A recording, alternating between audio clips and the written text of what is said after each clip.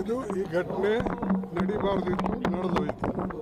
ಅದಕ್ಕೆ ನಮ್ಮ ಭಾರತ ಸೈನಿಕರು ಏನು ಆ್ಯಕ್ಷನ್ ತೆಗೆದುಕೊಳ್ಳಬೇಕು ಅದು ಮುಂದೆ ತೆಗೆದುಕೊಂಡಿದ್ದಾರೆ.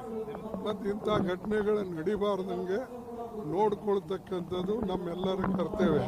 ಯಾಕಂದರೆ ಟೂರಿಸ್ಟ್ ಮೇಲೆ, ಇನ್ನೋಸೆಂಟ್ ಜನರ ಮೇಲೆ ನಾವು ಈ ರೀತಿಯಾಗಿ ಅಟ್ಯಾಕ್ ಮಾಡಿದ್ರೆ ಇಡೀ ದೇಶದಾಗೆ ಟೂರಿಸ್ಟ್ ಎಕಾನಮಿ ಹಾಳಾಗ್ತದೆ. ಇನ್ನೊಂದು ಇನ್ನೋಸೆಂಟ್ ಜನರಿಗೆ ಹೊಡೆದರೆ ಪುನಃ ನಮ್ಮ ರಾಷ್ಟ್ರದಲ್ಲೂ ಕೂಡ ಜನ ಸುಮ್ಮನೆ ಇರೋದಿಲ್ಲ.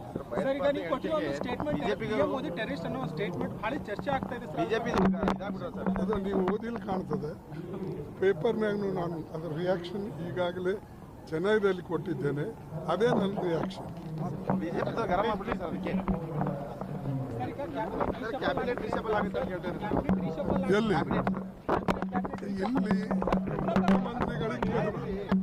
ಎಲ್ಲಿ ಮುಖ್ಯಮಂತ್ರಿಗಳಿಗೆ ನೀವು ಕೇಳಬೇಕಾದ್ರೆ.